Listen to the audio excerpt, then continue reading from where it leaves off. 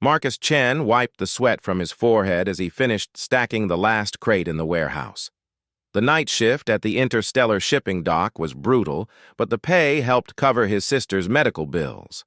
At 28, he'd given up his dreams of becoming a xenobiologist to work manual labor, but he never complained.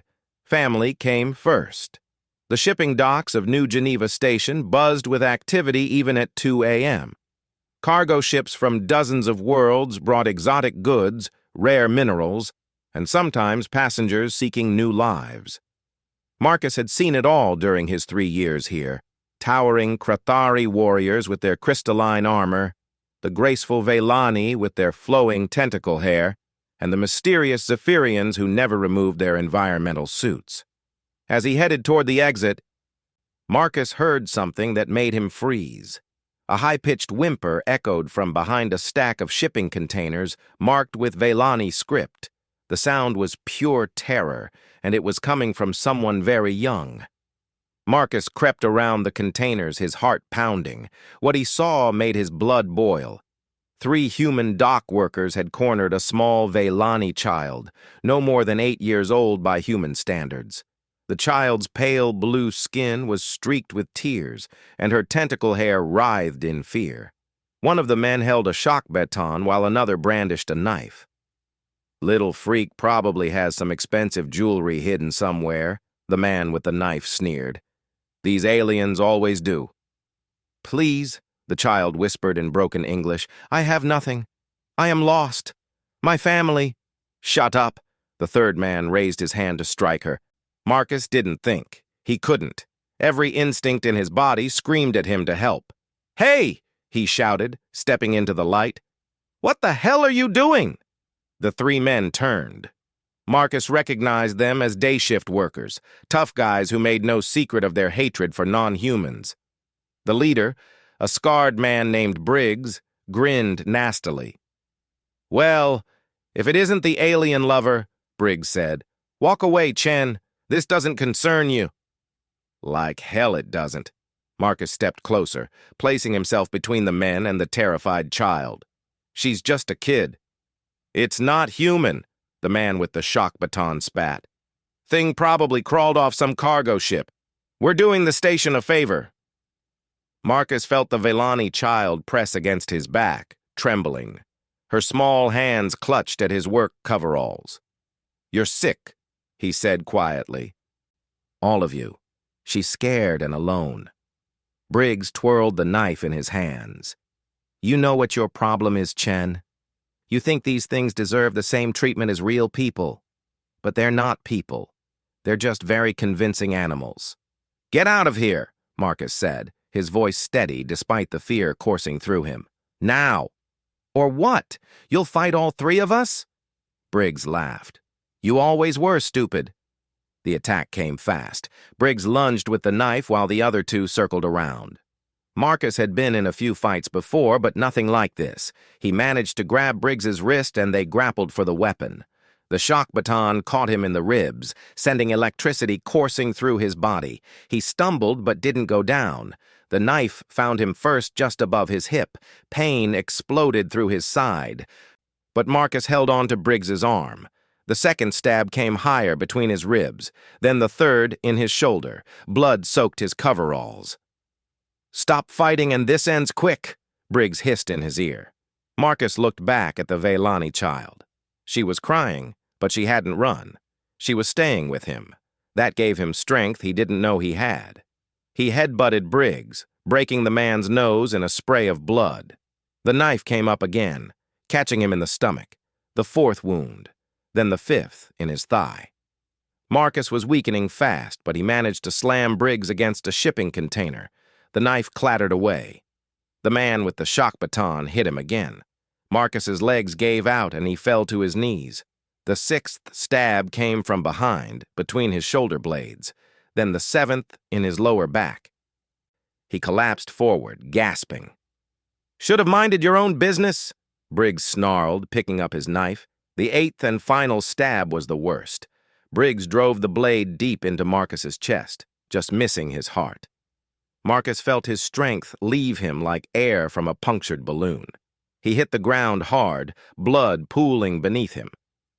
"Let's go," one of the men said nervously. Someone might have heard. "What about the alien?" Briggs looked down at the Vaylani child who had crawled over to Marcus and was pressing her small hands against his wounds, trying to stop the bleeding. Her tentacle hair was wrapped around his arm in what Marcus somehow knew was a gesture of comfort. "Leave it. It's not going anywhere with its protector dead." The three men disappeared into the maze of shipping containers. Marcus lay on the cold dock floor, each breath a struggle. The child was saying something in her native language, her voice musical and soft. She was trying to help him, but there was too much blood, too many wounds. "Run," Marcus whispered. "Hide. They might come back." But the child didn't leave. Instead, she began to hum, a strange, beautiful melody that seemed to ease his pain. Her hands glowed with a soft blue light as she pressed them against his wounds. Marcus had heard that some Vaylani had healing abilities, but he'd never seen it before. The light grew brighter and Marcus felt warmth spreading through his body. The bleeding slowed, then stopped. The pain faded to a dull ache. But it was too little, too late. He'd lost too much blood. His vision was growing dark around the edges. "Thank you," the child whispered in perfect English. "You saved me. I will not forget." Marcus tried to smile, but darkness was closing in. The last thing he remembered was the child's song, beautiful and sad, echoing through the shipping docks of New Geneva Station. He woke up in a hospital bed 3 days later, surrounded by machines that beeped and hummed. His body was wrapped in bandages, and every movement sent spikes of pain through his wounds. But he was alive. The doctors called it a miracle. His injuries should have been fatal. A nurse told him that a Vaylani child had been found beside him, using her healing abilities to keep him stable until the medical team arrived.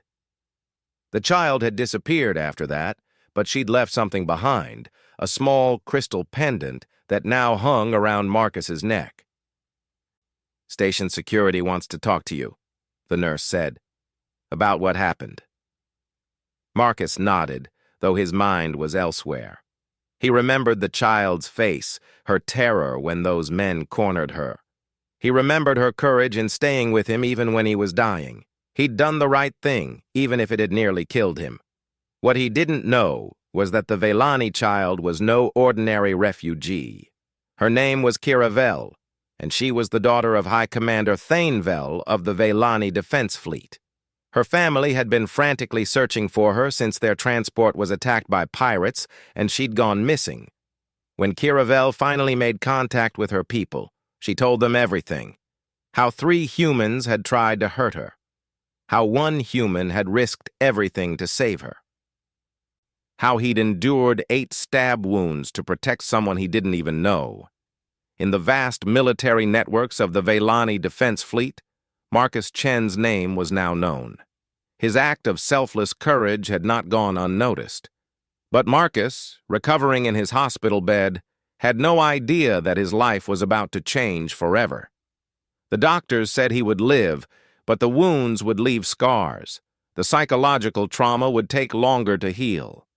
Marcus didn't care about any of that. He'd saved a child. In a galaxy where humans were often seen as violent and selfish, he'd proven that some people would sacrifice everything for a stranger.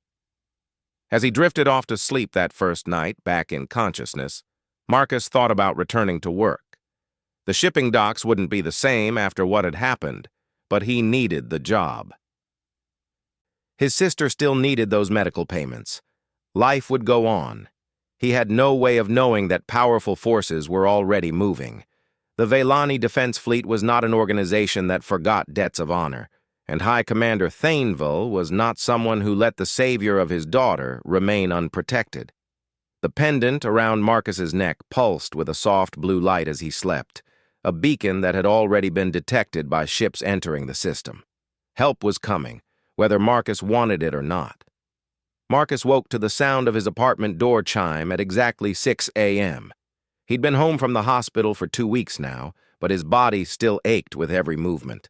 The doctors had cleared him for light duty, but the shipping company had placed him on administrative leave while they investigated the incident. Translation: he was suspended without pay while they figured out if saving an alien child was bad for business.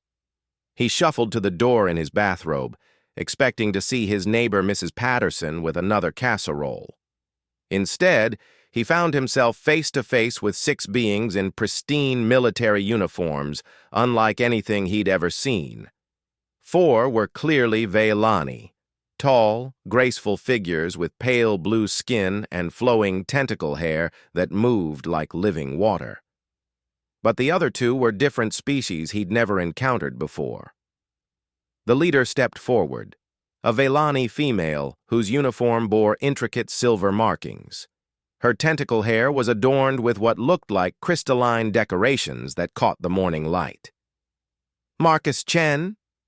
Her English was perfect, with only the slightest melodic accent. Yes?" Marcus clutched his bathrobe tighter, suddenly very aware that he was standing in his doorway in pajamas while 6 alien military officers waited in the hallway.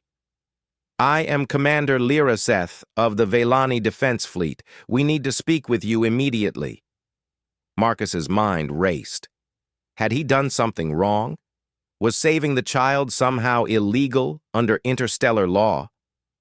"Look, if this is about what happened at the docks, you misunderstand." The commander's voice was gentle but firm. "You are not in trouble. You are in danger." Before Marcus could process this, the commander continued. "May we enter? Your neighbors are already curious about our presence, and some conversations are better held in private." Marcus looked past them and saw several apartment doors slightly ajar, eyes peering out at the unusual visitors. He stepped aside and gestured them in. The 6 officers filed into his small apartment with military precision. Marcus suddenly felt embarrassed about the modest space. Worn furniture, dishes in the sink, medical bills scattered across his kitchen table. These beings moved like they belonged in palaces, not cramped worker housing. "Please, sit," Marcus offered weakly, then realized he only had 4 chairs. "We prefer to stand," Commander Lyraseth said diplomatically. "Mr. Chen, are you aware of who you saved 2 weeks ago?" "A kid, a Veilani child who was lost and scared." Marcus settled into his own chair, still weak from his injuries. One of the non-Veilani officers stepped forward. This one looked almost human except for his golden eyes and the fact that he was easily 7 feet tall. "The child you protected is Kira Velthane, daughter of High Commander Thanevel of the Veilani Defense Fleet. She is essentially alien royalty." Marcus stared at them. "She's what?" "High Commander Thanevel commands the 3rd largest military force in this sector of the galaxy," Commander Lyraseth explained. "His daughter was taken during a pirate raid on their transport ship. We've been searching for her for 6 days. When she finally contacted us and told us what had happened..." She gestured to one of her officers, who stepped forward with a small device. A hologram flickered to life above it, showing security footage from the shipping docks. Marcus watched himself confront the 3 men, watched the fight, watched himself fall bleeding to the ground while the small Veilani child tried desperately to heal his wounds. "The High Commander has seen this recording," the tall, golden-eyed officer continued. "He has declared a blood debt. You saved his daughter's life at the cost of your own, or nearly so. In our culture, this creates obligations that transcend species, politics, and star systems." "I don't understand," Marcus said quietly. "I just did what anyone would do." The second non-Veilani officer, this one with silver skin and no visible mouth, somehow spoke without moving what might have been lips. "That is precisely why you are in danger. What you did was not what anyone would do. It was extraordinary, and it has been noticed." Commander Lyraseth activated another hologram. This one showed mugshots and criminal records. The 3 men who attacked you and Kiravel have been arrested by station security. However, they are connected to a larger anti-alien smuggling ring. This organization profits from the fear and hatred some humans harbor toward non-human species. Marcus studied the faces on the hologram. Briggs and his 2 associates looked defiant, even in their arrest photos. "They've put a price on your head," she continued grimly. 500,000 credits for your death. They see you as a symbol of human-alien cooperation, and they want to eliminate that symbol. The golden-eyed officer leaned forward. "More concerning is what we've learned about their backing. This isn't just some group of racist dock workers. They have connections to certain human political factions that oppose the interspecies alliance. Your act of heroism has become a political statement whether you intended it or not." Marcus felt overwhelmed. All he'd wanted was to help a scared child, and now he was apparently in the middle of some galactic political conspiracy. "What does this have to do with you? Why are alien soldiers at my door?" "Because," Commander Lyraseth said simply, "High Commander Thainville has assigned us to protect you, permanently." "I don't need protection," Marcus protested. "I can take care of myself." The silver-skinned officer somehow managed to convey amusement without visible facial expressions. "Mr. Chen, with respect, you nearly died protecting 1 child from 3 untrained criminals. The people who want you dead now include professional assassins, military deserters, and worse. Your courage is not in question. Your survival skills, unfortunately, are." Commander Lyraseth pulled out a small tablet and showed Marcus several news headlines. "Human hero saves alien princess. Dock workers sacrifice sparks interspecies unity movement. The man who bled for peace." "You've become famous, Mr. Chen. In some circles, you're seen as proof that humans and aliens can coexist peacefully. In others, you're seen as a traitor to your own species. Fame makes you visible. Visibility makes you vulnerable."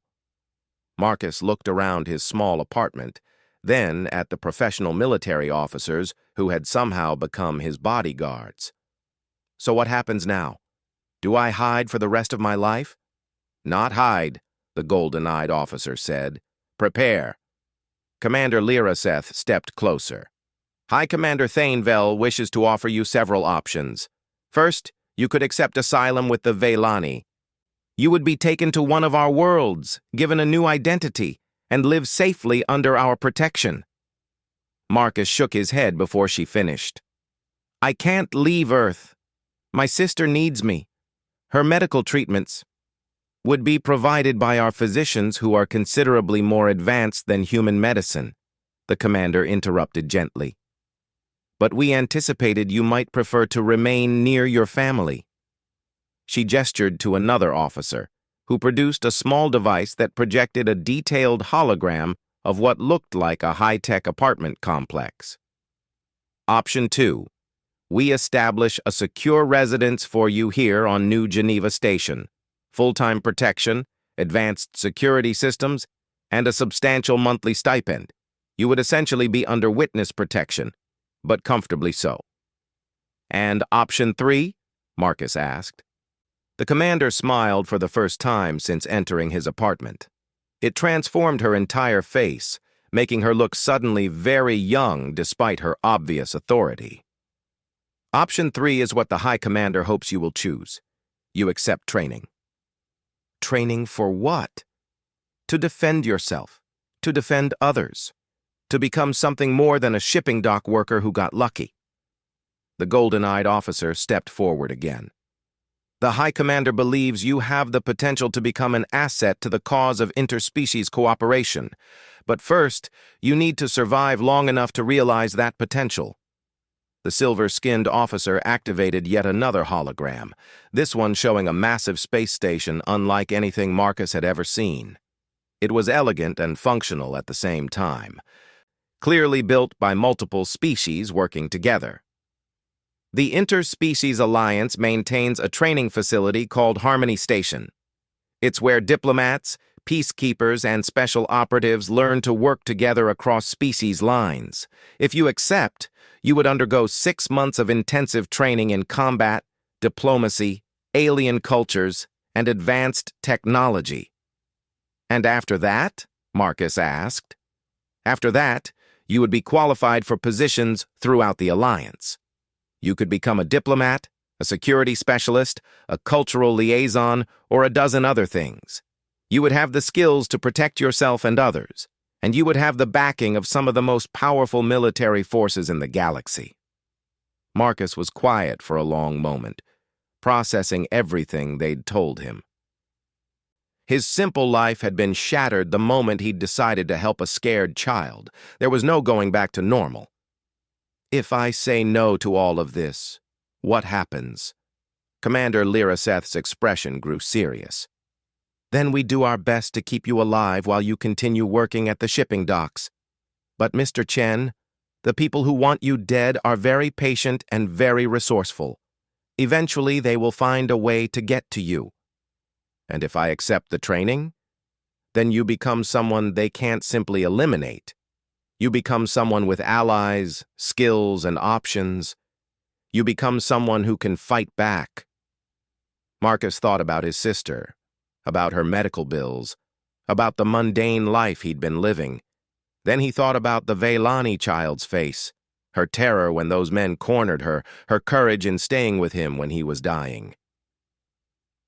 How long do I have to decide? The transport to Harmony Station leaves tomorrow, the golden-eyed officer said. After that, the next opportunity is in 6 months. 6 months in which professional killers would be hunting him. 6 months of hiding and fear. Marcus looked around his apartment one more time, at the medical bills that reminded him of his responsibilities, at the simple life that had been comfortable, if not exciting, at the window that showed him the shipping docks where he'd nearly died for a stranger. He thought about what Commander Lyraseth had said, that what he'd done wasn't what anyone would do. Maybe she was right. Maybe he'd stumbled into something bigger than himself, something that could matter beyond one person's survival. Tell me more about this training, Marcus said quietly. The commander's smile returned. Gladly, Mr. Chen. But first I should mention that your sister's medical treatments have already been approved by our physicians. She'll receive the best care available in this sector, regardless of your decision. The High Commander wanted to ensure that your choice was truly free. Marcus stared at her, then slowly smiled back. Maybe this was the beginning of something extraordinary after all. 6 months later, Marcus Chen stood in the observation deck of the ISA Diplomatic Corps vessel, Unity's Promise, watching the blue-green world of Veiltar grow larger through the massive viewport. He barely recognized himself in the reflection staring back. Gone was the tired shipping dock worker. In his place stood someone harder, more confident, wearing the distinctive black and silver uniform of an Alliance special liaison. The training at Harmony Station had been the most difficult 6 months of his life. Combat instruction from Krathari warriors who could punch through steel. Diplomatic theory from Zephyrian masters who thought in dimensions humans couldn't perceive. Psychological conditioning from species he still couldn't pronounce the names of. Languages, customs, technology. They'd filled his brain with more knowledge than he'd thought possible to absorb. But the hardest part had been learning why they'd really chosen him. Nervous? Commander Lyraseth asked, approaching from behind. She'd overseen much of his training personally, becoming something between a mentor and a friend. Today she wore ceremonial robes instead of her military uniform, deep blue fabric that seemed to flow like water. Terrified, Marcus admitted. When you told me I was going to meet the High Commander, I thought it would be in some military briefing room, not at a formal ceremony in front of half the Veilani government. Lyraseth's tentacle hair rippled with what he'd learned was amusement. The High Commander insisted. What you did for his daughter deserves public recognition. Besides, you're not just meeting him as Marcus Chen anymore. You're representing humanity in an official capacity. That was the part that still felt surreal.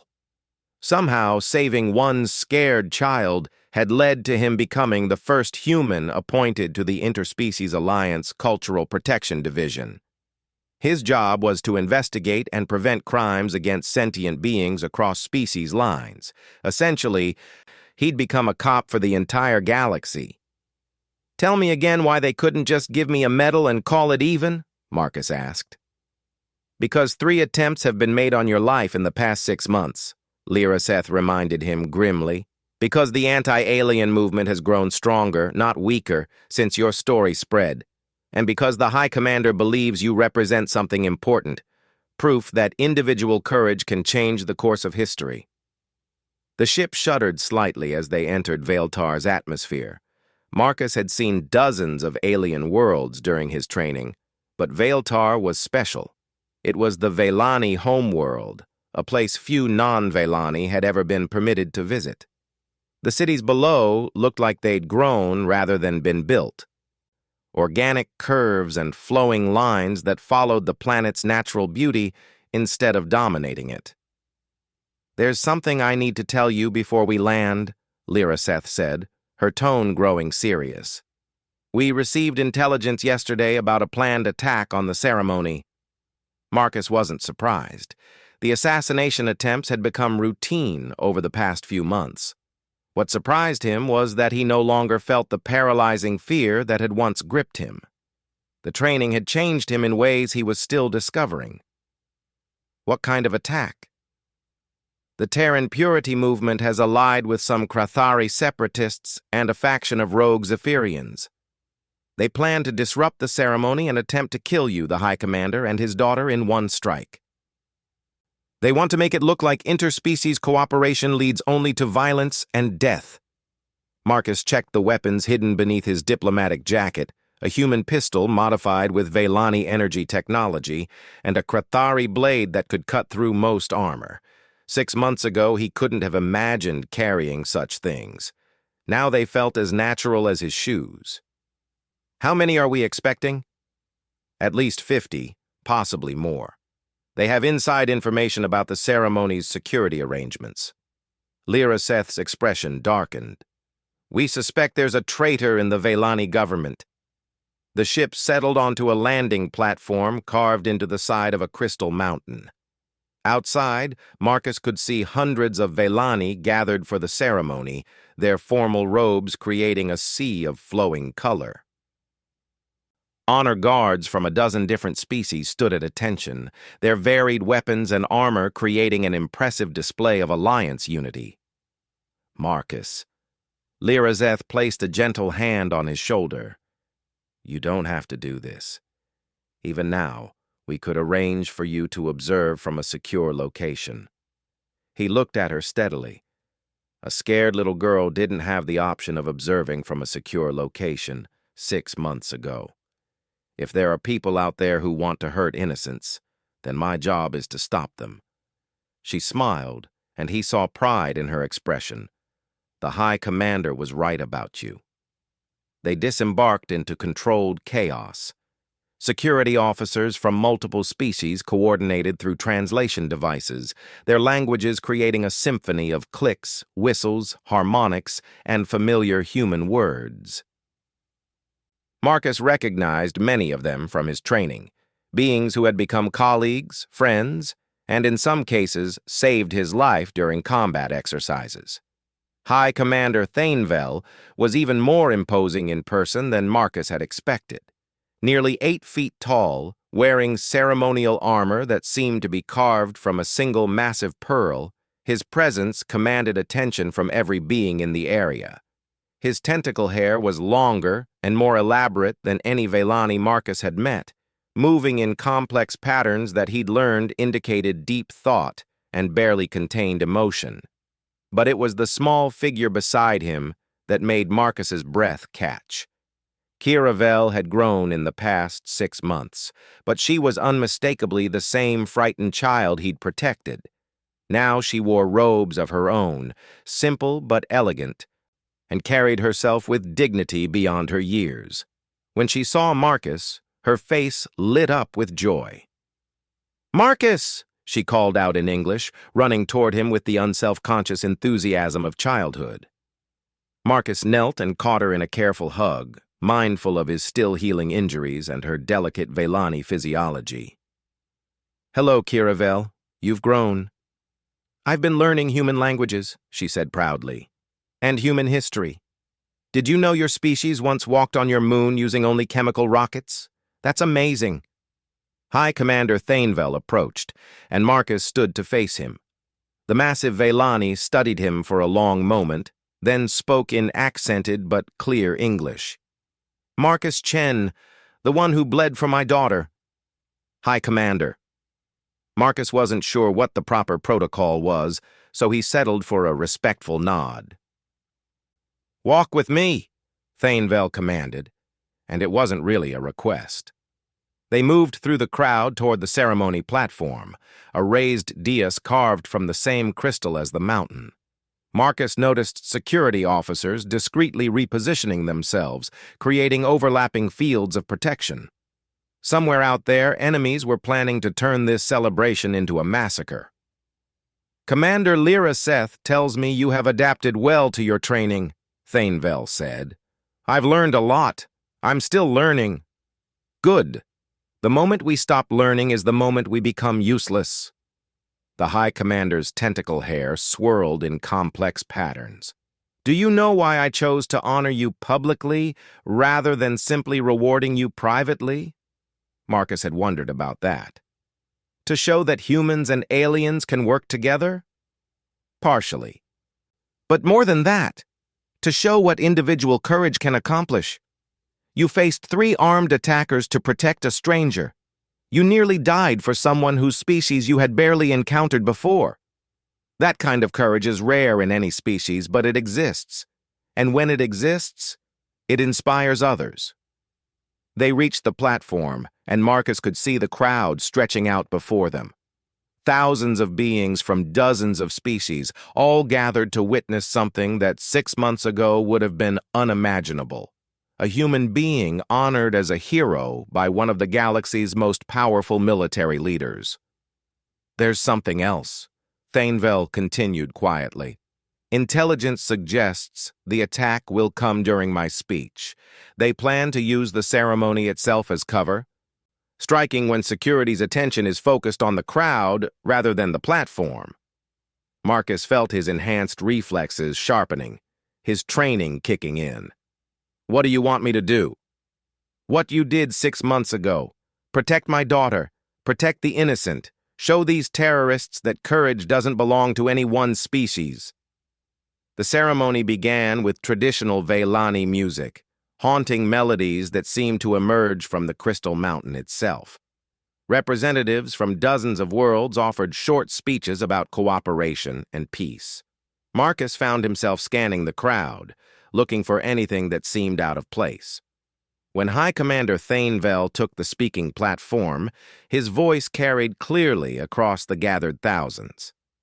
He spoke of his daughter's rescue, of Marcus's sacrifice, of the hope that different species could stand together against hatred and fear. That's when Marcus saw them. The attack came from 3 directions simultaneously. Hooded figures emerged from the crowd, weapons appearing as if from nowhere. Energy blasts and projectiles filled the air. Screams erupted as the peaceful ceremony became a battlefield. Marcus's training took over. He threw himself in front of Kiravel, his enhanced reflexes allowing him to knock her to the ground and cover her body with his own as energy bolts sizzled overhead. With his free hand, he drew his modified pistol and began returning fire. The attackers were good, professional soldiers rather than dock workers with knives. But Marcus was no longer the person he'd been 6 months ago. His shots were precise, taking down 3 attackers before they could reach the platform. His enhanced awareness, a gift of his training, let him track multiple threats simultaneously.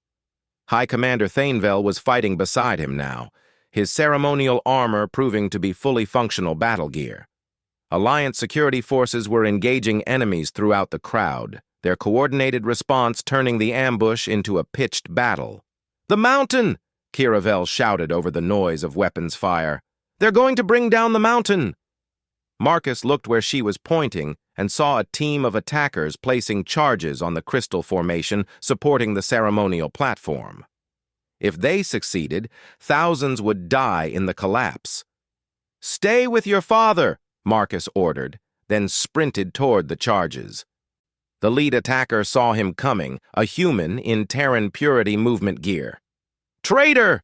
the man shouted, raising an advanced energy rifle. Marcus dove, rolled, and came up firing. His shots took the terrorist in the chest, but there were still 4 others working frantically to arm their explosives.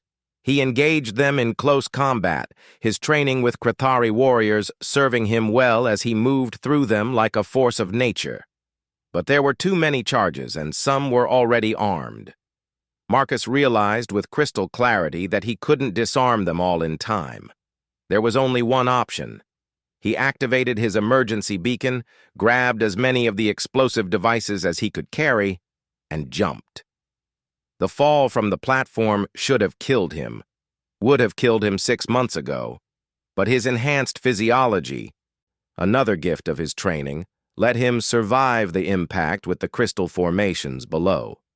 He hurled the charges away from the mountain just as they exploded. The blast threw him against the rock face, and Marcus felt his consciousness fading as he slid down into darkness. But the mountain stood. The ceremony platform remained intact. The thousands of innocent beings above him were safe. As darkness claimed him, Marcus heard a familiar sound. The musical voice of a young Veilani singing a healing song just like she had 6 months ago on a shipping dock far away. Some things, he thought drowsily, never changed. He woke up 3 days later in the most advanced medical facility on Vailtar, surrounded by doctors from a dozen different species. High Commander Thainvel was there, as was Kiravel, now wearing the silver pendant that matched the one around Marcus's neck. "The attacks have stopped," Thainvel told him. "Your actions during the ceremony have been broadcast across the galaxy. The footage of a human risking his life to save thousands of aliens has done more to strengthen the alliance than 100 diplomatic treaties." Marcus tried to sit up and immediately regretted it. "Did we get all of them?" "Most of them. The survivors are providing information about their backers. The Terran Purity movement will be hunted to extinction." Thainvel's expression was grim with satisfaction. Kiravel moved closer to his bed. "You saved me again," she said softly. "You saved all of us." "I did my job," Marcus replied, though he was smiling. "No," High Commander Thainvel corrected. "You did what you have always done. You saw someone in danger, and you acted to protect them. The difference is that now you have the skills and support to make that protection effective." A new figure entered the medical room, an elderly human woman in Alliance diplomatic robes. Marcus recognized her as Ambassador Sarah Chen, though they shared no family relation despite the common surname. "Mr. Chen," she said formally, "I bring greetings from the Alliance Council. Your actions have been deemed worthy of the highest honors our organization can bestow." "All I did was try to help," Marcus protested. "Exactly," Ambassador Chen smiled. "And that, more than any weapon or warship, is why humanity has earned its place among the stars, because when it matters most, humans like you step forward to help."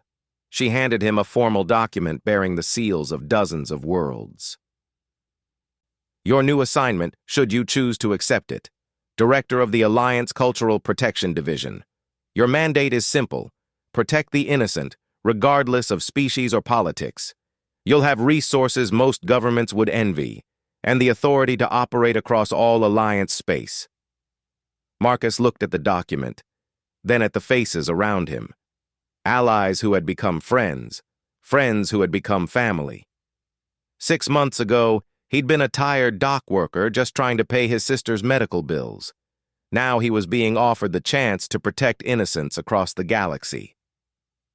"There's just one thing," he said finally. "Yes?" Ambassador Chen asked. My sister's going to kill me when she finds out I'm not coming home for dinner Sunday. The room erupted in laughter, human laughter mixing with Veilani musical tones, Krathari harmonic rumbles, and sounds from species he still couldn't identify. It was the sound of different worlds coming together, of the impossible becoming possible through simple acts of courage. Marcus Chen had endured 8 stab wounds for an alien child. In return, he'd found a family that spanned the stars and a purpose that gave meaning to everything he'd suffered. Sometimes, he reflected, the best decisions were the ones you made without thinking, guided only by the simple belief that helping others was always worth the cost. The galaxy was a dangerous place, full of hatred and fear and those who profited from both. But it was also full of beings like Kiravel, innocents who deserved protection. And as long as there were people willing to bleed for strangers, willing to stand between predators and their prey, there would be hope. Marcus signed the document and began planning his next mission.